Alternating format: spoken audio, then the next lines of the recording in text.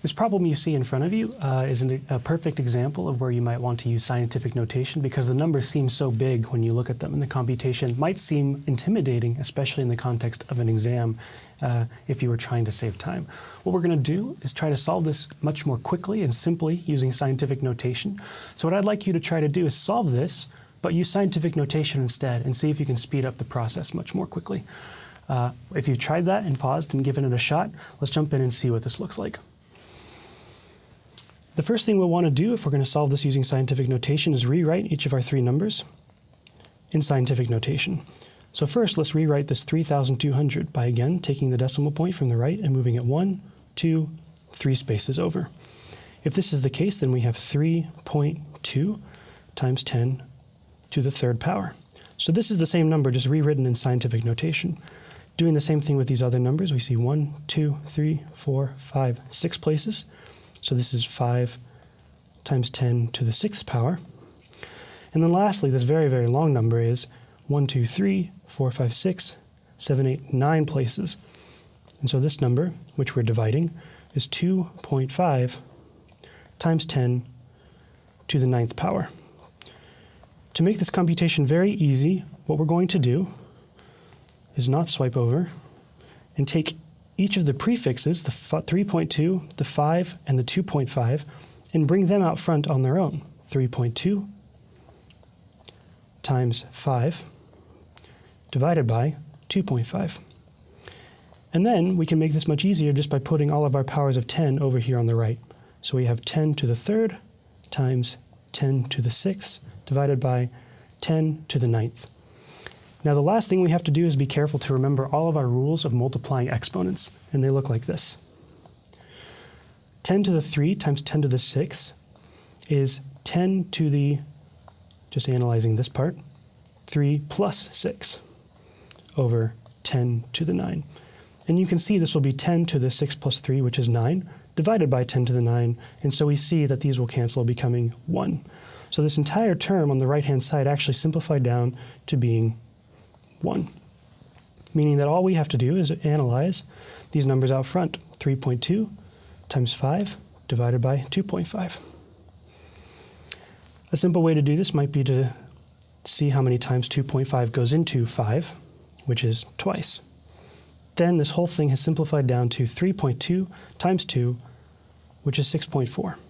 And this is our final answer, which looks a lot simpler than the original problem looked when we first jumped into it. And this shows you that scientific notation is a great way to make any big problem be much more efficient just by thinking about the powers of 10 all on their own. We're now going to move to a unit analysis. And here's a great example of how you can think of unit analysis.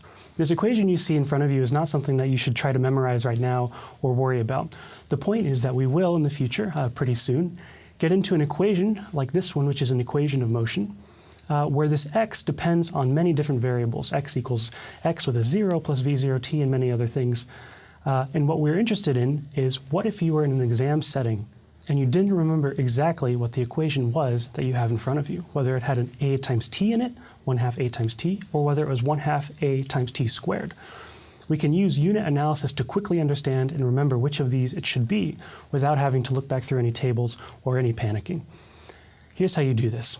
If x depended on a times t squared versus x depending on a times t, we can look at the units of these. These units are something that we'll go over and which you will know from a physical basis, from the problem, and from things that we'll discuss. Specifically, we're going to use brackets around our variables, like these square brackets around x and the square brackets around t, etc., to indicate the units of that variable. So brackets around x means the units of x are, and in this case the units of x are meters. This is indicating a position variable. The units of t are seconds because this is our time variable. And as we'll discuss soon, the units of a are meters per second, or meters per second squared. If you know these things, you can immediately solve what we have above this information, which is, does x depend on a times t squared, or does x depend on a times t? All we have to do to figure this out is analyze the units. If I look at the units of a times t squared, looking at these units below, I can see that the units of acceleration are meters per second squared. So if I multiply by t squared, I am multiplying by seconds squared. So the second squared from the numerator, from t squared, and the second squared from the denominator, from this variable a, will cancel, leaving me with just meters. And that's what we want, is meters for this variable x. However, if I looked at this other quantity, a times t, it's just meters per second squared times seconds, and only one of those units of seconds will cancel, leaving me with incorrect units for x, which we know needs to be meters. It'll leave me with meters per second. And so we can immediately see that the units of acceleration times time, which is what this a is, acceleration, the units of a times t are incorrect. They're meters per second. And so just by looking at the units, we can see that the units for this variable x, if you're writing this out in an equation, must be a times t squared.